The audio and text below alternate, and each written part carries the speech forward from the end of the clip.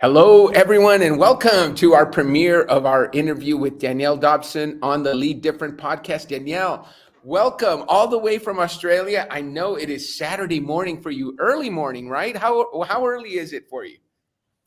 It's 8 a.m. in the morning, and I have to apologize for everyone. I was on LinkedIn, I wasn't in StreamYard. That's why we're starting a bit later. So apologies for that. Hey, no problem. Anytime we get an opportunity to talk to you, this is one of my favorite interviews that I've had in a while, Danielle. And you and I have had a chance to work together.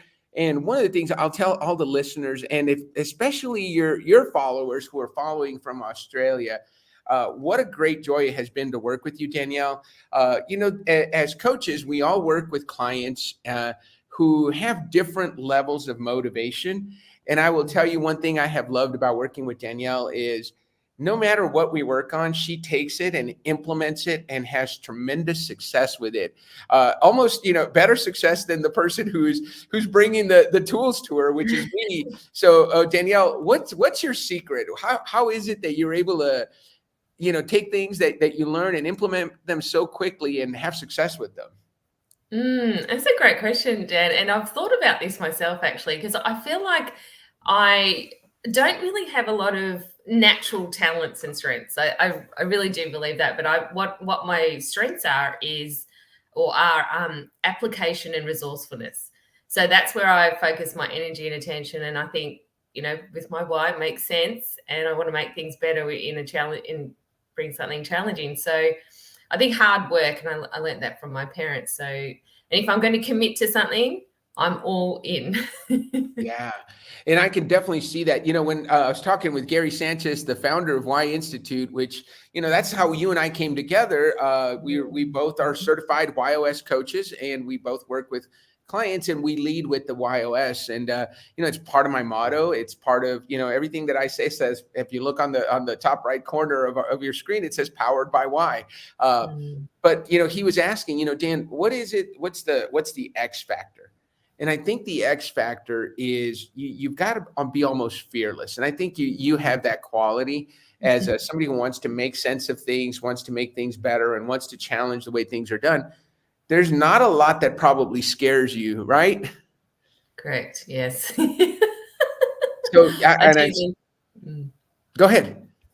I do leap into things. Sometimes I'll leap in and I'm just about to go into a room full of people that I don't know, but I've thought it was a good idea to go, and I'm like, what am I doing? But then I just open that door and go in. Yeah. For those people that are listening that are, that aren't wired that way, one of the things I've learned, and I share this all the time with clients that I work with, is you can't fix nothing, right? You can fix, if you give a workshop, a Y workshop, and it's horrible, you can make it better, right? But you can't make no workshop better because you have nothing to improve on. So, I think you probably, as you said, you leap into things. And when you leap into things, you have the opportunity to look at it, review it, and make it better the next time. But you can't do that if you haven't done it at all, right? Correct. What do you think of that mindset? Yeah, I absolutely agree. And I feel like a lot of it is to do with how we're raised as well. So we have those initial, I call it nature, nurture, and neuroplasticity. So we might have that DNA, but then also our environment. So the opportunities we've been given to take risks, to really understand, and that might start physically when we're younger. So being able to climb trees, run through rock pools, surf waves, those sort of things. And I think that builds that confidence in your ability to back yourself, to be able to get out of situations and build your self-efficacy. And I think that's a deeper thing than self-esteem, because it's a self-trust. And I think when you can build on that and you focus more on the self-trust side of things than all of the risks and the barriers, then you build this muscle of self-belief and self-trust. And also, as you were saying before, like that, I guess that confidence that you can fix things, you can recover. I think that's another one too, recovery. Knowing that, and I think, that's the thing, you push yourself, but when you have that opportunity to recover, and you Right. know that it's all about the recovery, that's where the growth happens, then you're more confident in the next situation where you feel a little bit fearful. I love it. Look at Hugh Hornsby said, "Take the risk, put yourself out there, break the terror barrier." Well said. A fellow challenger, by the way, Danielle. So Yeah, he's yeah. someone who's got a lot of challenge in him. You have challenge in your YOS. I have challenge in my YOS. And I think there's a little bit to that. There's a little bit of how you grew up too. Now, what was your home situation? Were you the oldest, the youngest, the only girl? Tell me a little bit about that, because I want to make a connection there if I can. 2 out of 3. So I was the eldest girl and with 2 younger brothers. Yeah. Yeah. And did you find that growing up with brothers maybe made you a little tougher than the rest of the girls? Because you're in that dynamic, right? And so Mhm. you don't know, growing up with a bunch of girls. You grew up with a bunch of guys, and you kind of had to fit, even though they were younger than you. You were the alpha probably, but they Mhm. probably challenged you too. Oh, absolutely. It's so interesting. My second, the next brother down, we're only 16 months apart, so we were very close. And then there was another brother down from that. And it was interesting, myself and the next brother, we were great friends until I hit puberty. And I guess I became a little bit more moody and that sort of stuff. So then it was the 2 brothers against me. So when you got 3, there's always an outlier, I find. So yeah, we had some doozy arguments at the table. The dinner table. We had some very robust discussions, I would say. And at the time, I didn't really like it, but I feel, and then also, physically, like we're out in the countries, really, in the Yarra Valley in Victoria, my home state, and there weren't any other girls in the street anyway to play with. So we used to do things outdoors, build, cubby houses, which might be like tree houses in the States. We used to play, football, cricket, all those sort of things. So all the physical things. We're also outside riding our bikes, making jumps for our bikes and like little tracks. So the actual activities were very physical. And then, the discussions were quite robust and honest. But I was so grateful because it was a training ground, I realised, for my professional career, which was in majority male-led organisations. So I'm very grateful for that. And then also my mum was, she had 6 brothers. My dad had 5 brothers. We just had boys everywhere. My grandma had 9 brothers. My nan had, I don't know, 10 brothers. So we had a lot of, and I actually find it much more comfortable to be around, those kind of environments, to be You know honest. what? It's really great that you're saying that, and it's built you into the person that you are. And we're going to get into that in the interview. So you guys are going to get to hear. We're going to hear your football story for those of us in the U.S. Her soccer story and playing with the boys. Here's the other cool thing that I love about the way you operate, Danielle, and it really goes into something we're going to do here, and you're going to hear from Don Barden in a couple of weeks. He just finished a doctoral study looking at the power of women in leadership. And he predicts in this doctoral study that within the next 4 to 6 years, women are going to hold the majority, if not 100% of the leadership roles, because there's things that women do as leaders that come naturally to them that don't come naturally to men, that gives them a step, that puts them a step ahead of their male leaders. And when he did this study, he looked at the performance of women leaders. And you're a gender code person, so I know that this will resonate with you. I'll have to connect you with Don. But one of the things that he found is there are certain advantages that women have as leaders, and especially if they're leaders who've grown up around men. So you figured it out already. Plus, you Mhm. bring that natural leadership that comes from being a woman. I won't give it away because I want Don to talk about it on the podcast. But here's the thing: what he found is, guess what? It's not just a woman thing. It comes more naturally to women, but anyone can do it. And those are the Absolutely. things that he's focusing on. And I see those qualities in you. So I'll make sure and connect you. Danielle, I don't want to slow us down too much because we had such a great interview. I want to share it with our viewers, with our listeners. So I'm going to go ahead and hit play on the interview. But if you want to join us in the discussion, I know Hugh Hornsby already joined in. If you're listening in Australia or in the US, I know it's Friday afternoon. So, hey, go grab a cocktail and join us if you're at your Friday afternoon happy hour. But throw your comments, whether you're listening on Facebook or on LinkedIn or on YouTube, throw your comments in. Danielle and I are going to stay here in the background, and we're going to answer your questions if you have any. Otherwise, Sunil, why don't we play the interview, and let's Danielle and I will get off the screen, and let's get started with the interview, and we'll interact with you on the live feed. Thank you, everyone, for listening to the Lead Different podcast premiere. Danielle, thank you so much for getting up early on a Saturday so we could premiere. Thank you. Thanks, Jen. All right, let's get to the interview. Different, the podcast that redefines leadership and challenges the status quo. Hosted by Danielle Dominguez, founder and CEO of Why Not Leadership. This show is your compass to becoming a better leader through the power of self-awareness. Good leaders foster teams that are engaged, empowered, and energized. Join us on this transformative journey as we equip you with the tools and insights to lead different. Get ready to challenge the ordinary and embrace self-aware leadership. This is Lead Different. Subscribe now. Discover a new era of leadership. Lead Different, because great leaders change the world. Hello, everyone, and welcome to the Lead Different podcast. I have an amazing guest for you this week, Danielle Dobson, who comes to us all the way from Australia. She is a well-respected professional in leadership development, known for her transformative approach that empowers leaders to break down barriers and achieve peak performance. As the leadership codebreaker, status quo shaker, and performance innovator, Danielle helps top executives and teams optimize their strengths and drive meaningful change in their organizations.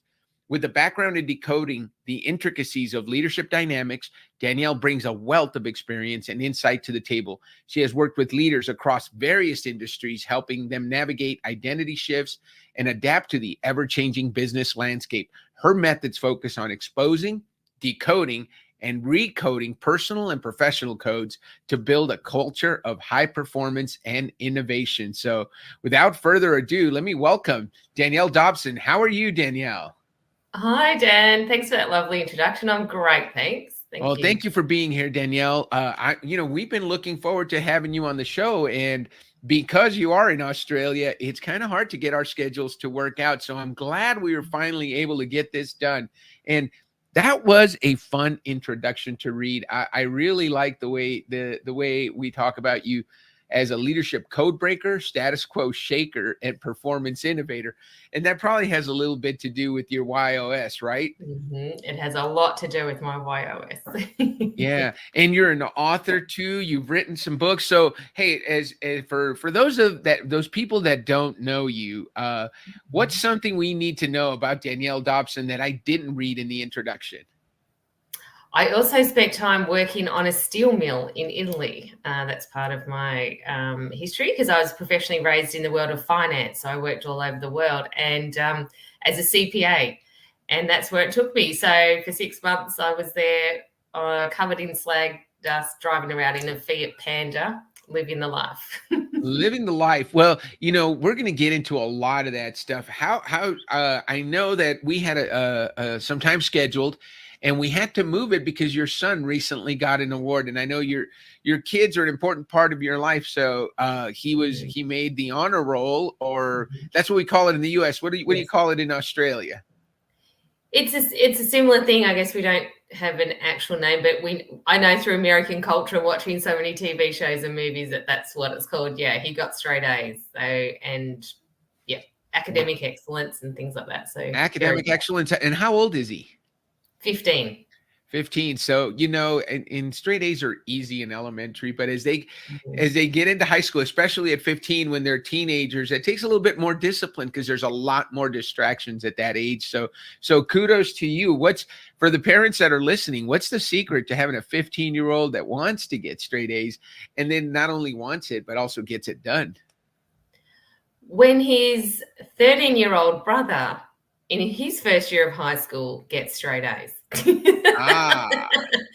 a good motivator. So I've got 3 boys. So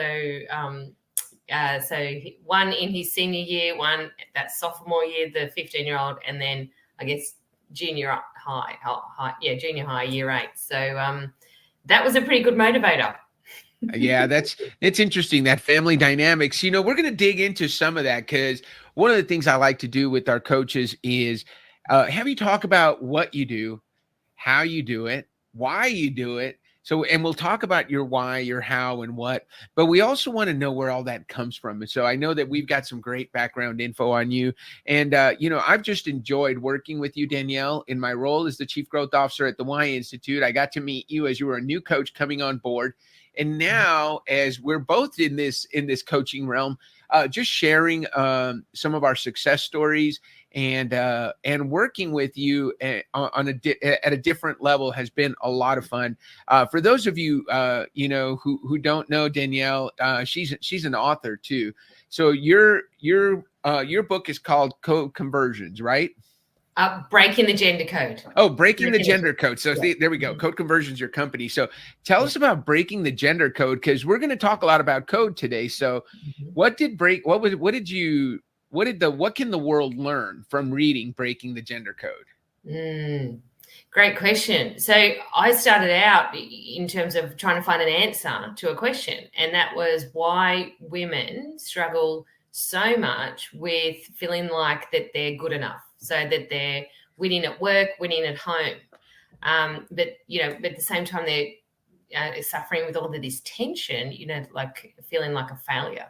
So I was like, okay, what's behind this? So I looked at neuroscience, social research, interviews and conversations with over 100 high-performing leaders across a range of industries and professions. And I made this mind-blowing discovery. I found that we're all operating under this code, the gender code. And it's this set of default beliefs that create stereotypes, which keep the genders firmly in different boxes. And it's like this societal algorithm. It's deeply embedded into our culture, and we don't often question it. And so we have this situation where we have people in the pink and blue boxes, and there's a program, that training program, expectations, rules, and we're punished or rewarded based on how well we conform. So that took me on an incredible journey. And as I, learnt this information, I thought, right, I've got to share it. There's some incredible ways forward that these leaders that I was speaking to, plus all this extra research, ways to navigate through it. So I wanted to share it. And that was the catalyst for that, was actually a conversation with my middle son when he was 10 years old. So he's now 15. But understanding this, so Leo revealed to me during that conversation, he said that, there is a way to, change this, Mum, because it's similar to what I was doing with coding. Before I knew how to code, I'd be really confused, but now I can understand it, and I can make a choice. So I can choose what I want to keep, delete, and create. And he said, you know what, Mum, the best bit is not all code's been created yet. So you can try new things that haven't been created and create it. So that conversation just blew me away, because he showed me that, it's not just about the gender code. It's about all of these codes in all of us. And the thing that they all have in common is that we can expose, decode, and recode. So that then opened up the door to look at all of these other codes too. So we've got the gender code, the cultural code, the family code, the race code, the ability code, the postcode code, zip code. There's all of these codes, and every single one of them, on leadership, obviously, and every single one of them have a training program, a set of rules and expectations, and we're punished or rewarded based on how well we conform. So that opened up the doors, Dan, to a whole lot of different opportunities to share that message. Man, and all that, and I love that all came from one conversation with your son. Now, is this the oldest? No, he's the middle one. He's the one on the honor roll. Yes, he's the one on the honor roll. So now we're going to have to make sure we give equal airtime to the older one and the baby one, right? Because we don't want them to listen to this interview and have a sibling rivalry. But it's really interesting. There's so much you talked about there. you talk about beliefs, that pink and blue box leading to stereotypes. And that's what leads us to put, hey, I'm going to put Danielle in the pink box and I'm going to put Daniel in the blue box. Even though they have the same name, we're going to put them in their box based on that. But that leads to behaviors, right? And I love the thought that you mentioned about understanding your code and then decoding it, right? That's understanding it, and then recoding with something new if necessary. But what was you've obviously figured it out. Has your work in code conversions and understanding your codes helped you be such a great parent while at the same time running a very successful coaching organization? So obviously there are some things you've learned that you're doing well. What are some of those things that you use every day from your learnings, from your code work? Wow, that is an amazing question, Dan, and thanks for asking. I've never been asked such a insightful question. Because this is actually exactly how I operate. So with this, I know in my heart, at the core of me, what's most important to me. And sometimes there isn't actually a word for it, but I know, and I've tried to peel back the layers. So my family's always been important since I started having children. So I know that's always been important. So I thought, maybe it's family.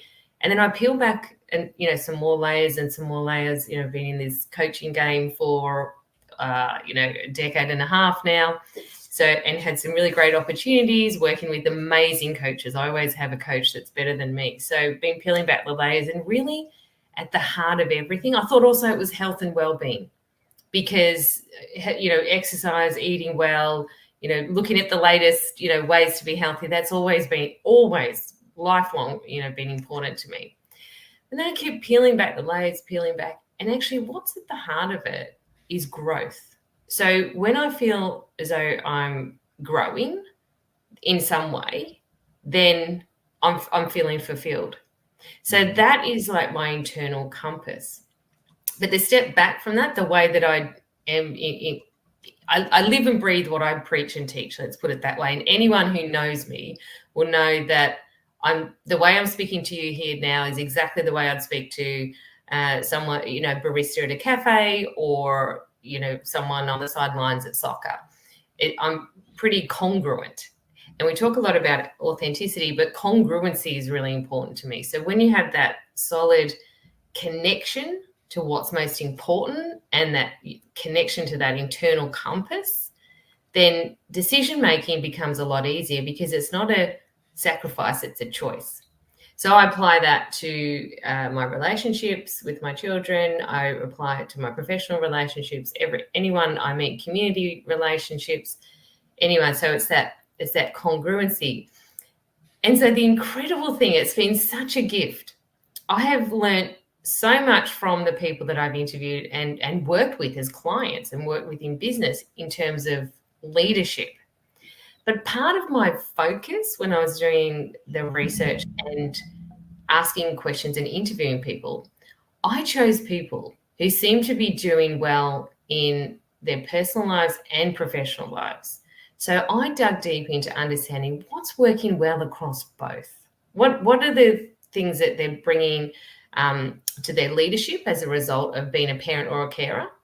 And what are the things that being a parent or a carer are they bringing to leadership? So all these incredible lessons that I learned from these people that I was interviewing and researching, I actually experimented with it with my own sons. So I've been able to integrate and be congruent in all areas of my life. So I don't exclude my sons from my work, I bring them in. And that evidence of that is that conversation with Leo. That is amazing. You know what I'm going to do? I'm going to take that phrase. You live and breathe what you teach and preach. That is something all of us could use a little bit more of. And I like how you explained how that makes it easier.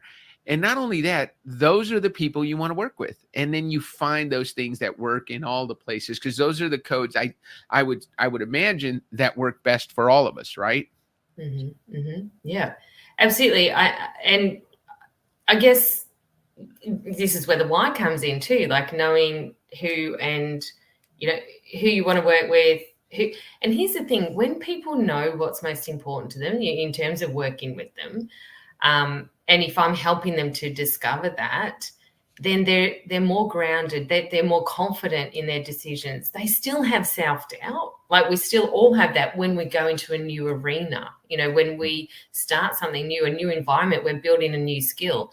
That is totally okay. But when people have that sense of connection to what's most important to them and they're congruent and they live and breathe what they preach and teach, they're not putting any energy into masking. They're not putting any energy into impression management. I learned that from Rosie at the YCon last year. Yeah. So I actually look at it very practically as an energy management system as well. Yeah. So we talked a little bit about that in the work that I do with the why. So, and you and I are always talking about why. So let's let our listeners off the hook and let them know Danielle's YOS. You guys can probably imagine, based on what she said so far, that inquisitiveness and making sense of things. So her why is to make sense of things. Her how is to find a better way, and her what is to challenge the status quo. And as I've listened to these stories, that just halfway through the interview here, I'm already seeing how you are driven by solving problems, right? Finding the codes, figuring out whose code is whose, and then you figured out multiple different codes, family codes, work codes, all the different places you can use those, and then finding a better way to operate using that information. And the YOS obviously was a better way to get to know your clients. For you, you found a way that you can really get to their drivers, their why, their how, and what. And then your what is to challenge the status quo, to do it different than everybody else, what you deliver. So what we know about Danielle, and coaches, I know you know how to do this, but for those that aren't familiar, what we're talking about in terms of Danielle is her why is to make sense of the complex and challenging. So you love solving problems. How you do that is by finding better ways to do things and sharing them with your clients. And so that in order to help them make sense of their complex and challenging problems, and then ultimately what you deliver, what they can expect from you are solutions that are out of the box and different. And it's amazing to hear you tell those stories and just to see those elements in almost everything that you do. This is one of the questions I often ask, and it's just as a matter of course, but this is really powerful at this point. I'd like to ask, what was it like for you when you discovered your why operating system? How did it feel, especially now that we're seeing this congruence a couple of years later? I can't tell you, Dan. I'll always remember, and I'm smiling inside now when you first revealed it to me when we had the debrief. I think the first thing was relief.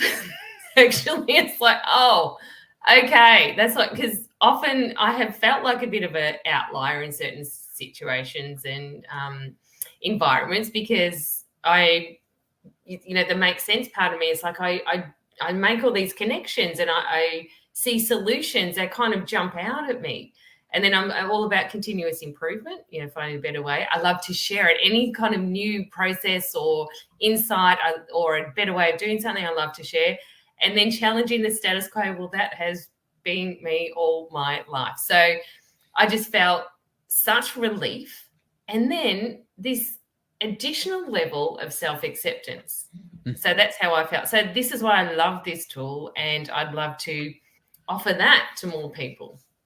Yeah, and you've done a great job. You're our second coach in Australia. You're the most active for sure. And I love that you talk about that. And I hear that from a lot of people, that relief at, hey, this is something other people are going through. There are other people that have this why, that are driven by doing this. And you're absolutely right. You and I share both make sense and challenge. So we're both problem solvers, and we're both out of the box thinkers.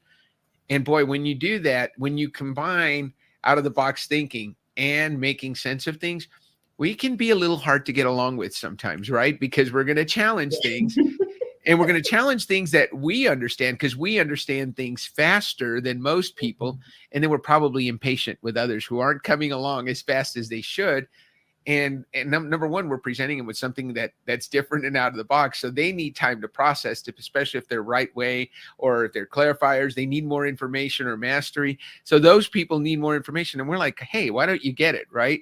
So we have to learn to live within those limitations that we have. But you're absolutely right. The other thing I hear from challenge people all the time is it gives you words to express who you are.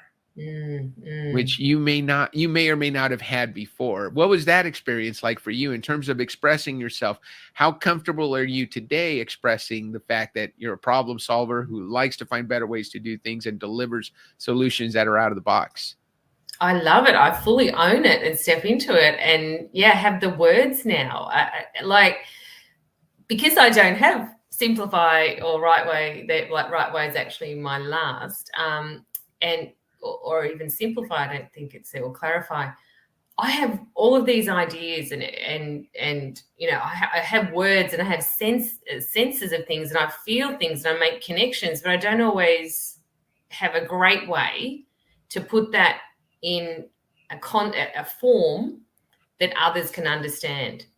So now having this awareness that, okay, that's all right, but you know what, Danielle, everyone's not like that. And I used to call it, why isn't everyone getting on my Danielle fast train with me? It's kind of how so now it's like, okay, you can take a breath. You've had, and you can, and actually self-compassion too. This has been a major revelation because, compassion. So self-compassion for myself. Okay, Danielle, you are a make sense, better way challenge person. You've done the thinking here. You've done the work. You've built, a lifetime operating this way. So great, some self-compassion. Compassion for others. Okay, Danielle, not everyone's the same. So, they need more clarification. They want to do it the right way. They need to build trust. Yeah. So compassion for self, compassion for others in a way that I can put it in words that make sense. Makes sense.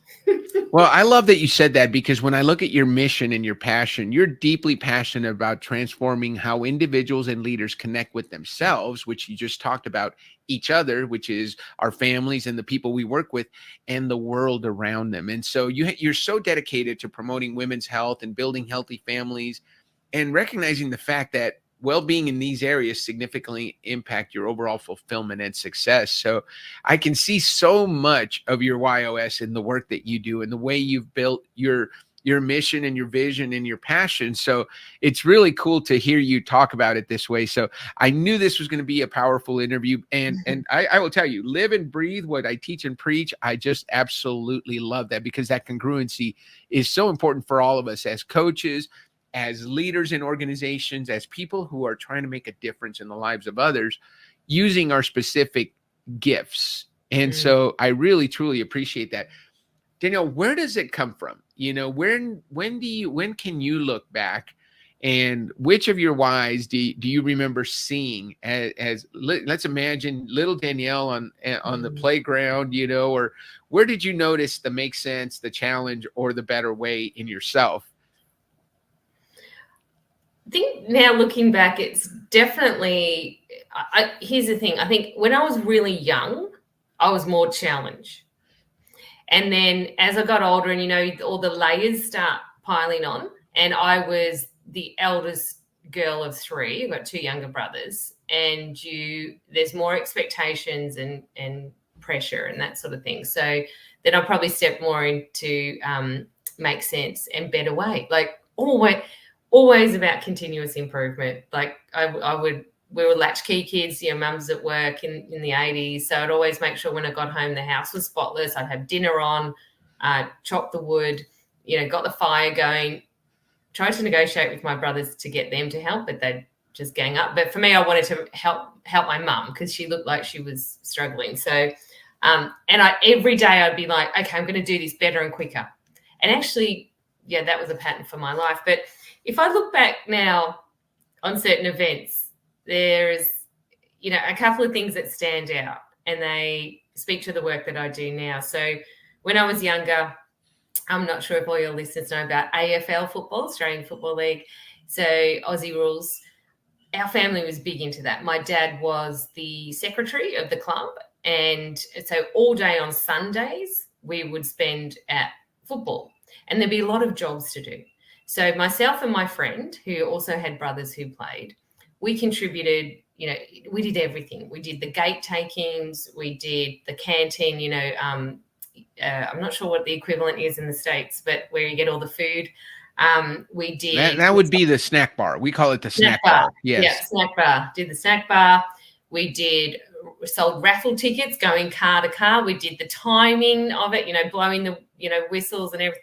We did everything to support all of the boys playing football from 9 through to 15 years of age. And my friend had 4 brothers. She was one of 8. And I said to her one time, I said, Camille, we're sitting on the sidelines here doing all the jobs so that everyone else can play. We can both play football. Why aren't we out there? And she said, well, I'm not getting out there. I said, I am. So I went and spoke to my dad, who's the secretary, and he spoke to the under-11s coach, and my brother was in that team. And they said, yeah. And because girls tend to grow more quickly than boys at that age, I was the tallest in the team. So I had that position at the start where you start the game, so you run up and then you hit the ball. So I was the tallest. And I'll never forget that first centre bounce. And opposite, the opposition player, we're in the middle, and the siren's about to sound, and the umpire's about to start the game, referee. And he looks at his mate and he said, oh, check out this girl. There's no way she's going to get the ball. And there was something that just, was triggered in me, something that fired right up. And I said, I don't care what it takes. I'm going to get this ball and I'm going to tap it to my player. And I did. So that, I guess, is a really good example of making sense. Like, come on, Camille, this doesn't make sense. Right. We can get out there, finding a better way. There's a better way to do this. Not, we don't have to sit on the sidelines and challenge the status quo. I was the only girl in the whole entire association, not only my club, but all the clubs. We're all going to get a kick out of that story because that is such a challenge thing to do. Why not, right? Your friend's like, I'm not getting out there. And you're like, why not get out there? Why not go play with the boys? How long did you play? I asked my dad how many games he needed to play to get a participation award. So I played 1 season. So to get that trophy, I've still got that trophy to prove that I played for under 11s AFL football. The Seville Blues, they were called. I love it. Love it. Tell me about the school. I got to hear the school uniform story. Well, I lived in a rural place. So it's called the Yarra Valley in Victoria in Australia. And our bus stop, we had to walk to the bus stop probably about 15 minutes. And so winter time can get, okay, so I'm going to use US. So below 0 in Celsius. So I'm not sure what that is in Fahrenheit, but it's pretty cold. So we had to walk to the bus stop every morning. I went to a Catholic primary school, and our uniform for girls was dresses. And anyway, I said to my mum one day, I said, why do this was when I was in 3rd grade. I said to my mum, she tells the story, I said, Mum, why are the girls wearing dresses? It is so cold on that bus stop early in the morning. And you know what? I can't kick the footy at lunchtime, because I've got a dress on. And then the boys get to wear pants. It just doesn't seem right. Can we do anything about it? And she said, oh, I don't know. I think that's just the uniform. So I went and asked at school that day. I went to the principal's office and asked someone in the office and just started the ball rolling. And my mum, God bless her, she's the eldest of a family of 8 children. She's got 6 brothers. So she's got a lot of experience with boys and men, and she believes in fairness as well. So she helped me, and we got the uniform changed. So girls then had an option to be able to wear long pants or dresses. So it was like, it didn't make sense to me that we would be cold and I couldn't kick the football. I wanted to find a better way to be able to do that, be warmer, and make sure that everyone had the option. And I challenged the status quo.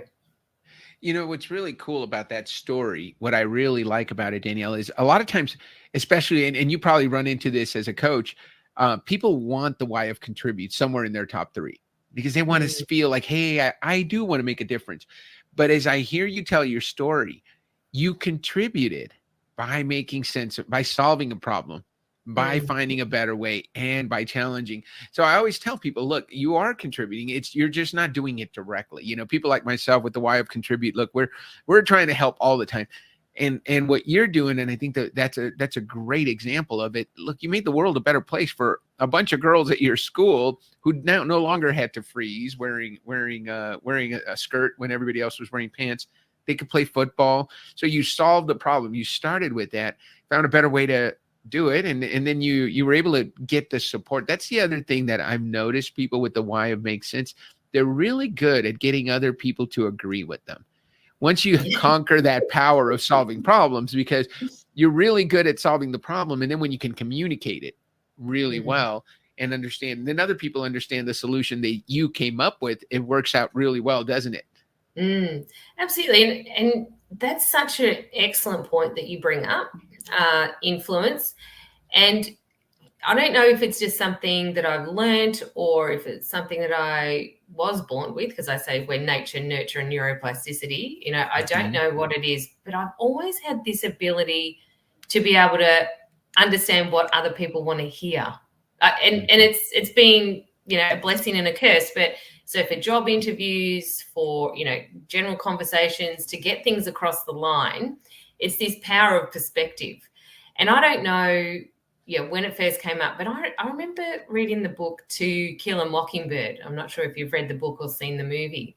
And Atticus Finch says that to Jem and Scout. He says that you really don't understand a man until you get inside and walk around in his shoes. Sorry, I'm butchering the quote, but it's something like that. And so I took that when I read that in high school very seriously. Plus, I read How to Win Friends and Influence People when I was a teenager. I was a bit of a nerd, always about self-development. But I get that from my dad. But so really starting there, understanding, and I look at that as a problem to solve too. Understanding what's everyone seeing out. Oh, like what's the world that they're seeing? And so I apply that all the time. And my most consistent application of that is with my 3 boys, understanding their operating system, not just their strengths or skills or whatever, but who they really are.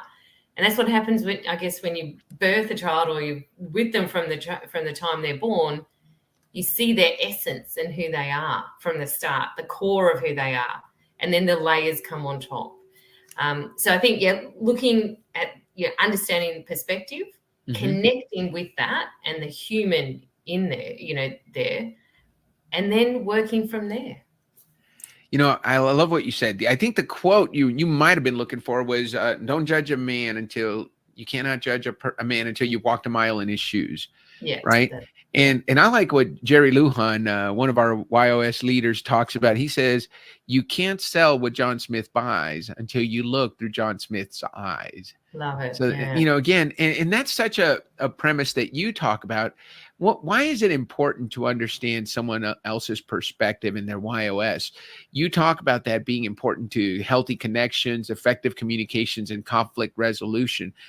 How do you do that as a coach? How do you help people do that? In terms of a motivator, like, why should they bother, sort of thing?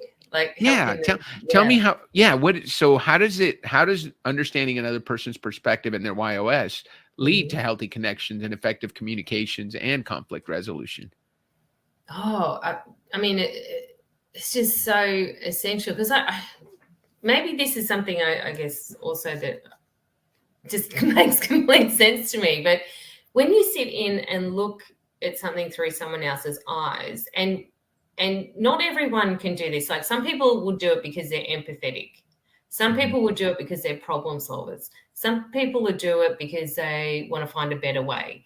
So I guess understanding, that person's operating system and the what's in it for me. So I find, like with why, the why and everything we do, we've got to have that really strong motivator. Like, start with why. We always say that. And that's kind of something I've always practiced with my kids too, really finding someone's currency. Now, as I mentioned, I've done a lot of work in diversity, equity, and inclusion and belonging and gender equality. So that's a tough space to be in because it's triggering. Not everyone sees the benefits. So I've cut my teeth in that space for many years now. And the key that I find there is to get people to events, to get people to open up, is to really help them connect with what's in it for me. Mm-hmm. So some people in the room, it might be to be a 1% employer. For other people, it might be to be, a market leader. Knowing what's in it for me is starting with that. And that's the thing I find with coaching, with facilitation, with everything, really digging into, what is that, we know our why, like amount, like contribute makes sense. But really, what is that thing, that unifying objective or unifying goal that is needed to really then be able to help them take those steps to connect, to effectively communicate? That's got to be so strong, or else it's just not going to happen. You know what? You just reminded me of a question. I need to ask you this question because I look at, I led sales teams for a long time, and I was also a military leader. And one of the strengths that I think I had that helped me really connect well with the people under my command in the military or in my charge when I was a business leader, was connecting with people at a deeper level. But what I found is that it took a long time. It takes time to meet Danielle, interview her for a job, get to know her. She starts the job. She's got to go through training. It's probably 2 or 3 months before she's comfortable in the role. And then I want to get to know Dan, her husband, and then her kids, and learn a little more about her. And the more I know about her, the more I know what's important to her, so that I can help motivate her and help her achieve her goals so that we achieve our goals. What I found is we can really shortcut that as YOS coaches. Mm-hmm. If we really, and you experienced this recently, you shared a testimonial with me of an organization you went into, and they were having a lot of issues. And then you said, hey, let's take a pause and let's just learn about each other. And you really shortcut that from 3 years, which is usually about the time when I started feeling really comfortable with someone that I really knew them, to a half a day with a trained trainer. And do you find that you've been able to help shortcut that? And I don't know if you can share your testimonial with that and keep it private, but I really enjoyed getting that email from you telling me about what a difference you saw with that leadership team. This is what I've loved about the YOS, the discovery from the start. It's like, I enjoyed the old school. Well, I enjoyed that process of getting to know people, but it is a lot of questions. It takes a long time, which is fine. But if we don't have that, we want to solve the problem. So yeah, absolutely. So I've loved that. Shortcutting that process. Yes, this team was incredible. They are looking to scale internationally. It's a business here in Australia, and they were having challenges with, communication. So incredible people, incredibly high-level contributors, very smart, intelligent, but yeah, and a couple of leaders were looking at resigning, before we went in. We had to air all of that stuff, create that safe space, ask some poignant questions, and it gets uncomfortable. So we took a pause, but we needed to go through that process. And then by the end of our time together, once we walk through the whys, like especially the why matrix, and you could see them looking there saying, oh, that's why you do that. It's not that you're trying to annoy me. It's that I've already solved the problem and you're wanting clarification. Okay, I get that now. So because they care so much about the business and they also care about their people, they're prepared to do what it takes to, tweak their communication styles and understand more. And it resulted in, at the end of it, they were engaged, energized, and excited about the next steps. And they wanted to share it with the rest of the team. And then we've shared it with the rest of the business. That is fantastic. And I'm so glad you shared that story, because I know there are leaders out there who are struggling with their teams. When leaders ask me, what are we going to get out of doing this? I tell them, look, if you've got somebody on your team that you're having trouble connecting with, this will help that. If you have someone on your team that you say, why do they do that all the time? Why? It's almost predictable, right? There's some things that annoy you that they're going to do. There's some things that you love that they're going to do every time. But we want to cut down the ones that annoy you, or you want to understand them better. And this is a perfect illustration of that. So thank you for sharing that, Danielle. Thank you for sending the email. I really appreciate you doing that, but I really appreciate you sharing that story with our coaches and our audience. So those leaders, let's go to, can you believe it? We're at our closing question. So I like to ask, as Why Not Leadership, Lead Different is the name of our podcast, but my company is Why Not Leadership. And I always like to ask about your biggest why not moment, a time in your life when you said why not to an opportunity, a career change, a big decision, and you're so glad you did it. What was that moment for you? Oh, okay. So there's been so many, but the pivotal one in my life was when we relocated to China, Beijing, back in 2012.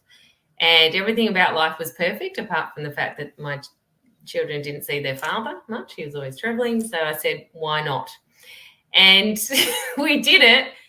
And it was the worst experience of my life, yet the best. So I see it as very formative. And I look at because it was a total juxtaposition, like polar opposites. We went from this little beachside town in New South Wales in Australia, where we're beautiful weather, clean air, connected to our community, amazing people. Boys were happy in school and with their friends, but the only thing missing was their dad. So we relocated to a busy city of 21 million, which was nearly the whole population of Australia.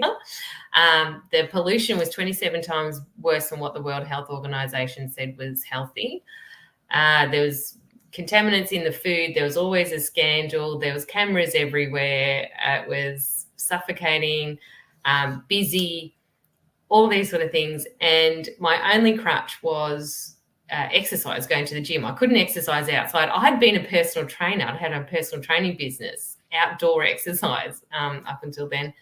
And I couldn't even go outside and exercise. So I'd train people in the gyms and stuff. But that was my crutch. And then I hurt my back and I hit rock bottom. And then also my marriage breakdown. But here's the thing, I talk about it now, there's been a lot of that I've navigated through and some incredible people who've helped. But I look at my life now as BC, before China, and then AD after Dan, my ex-husband.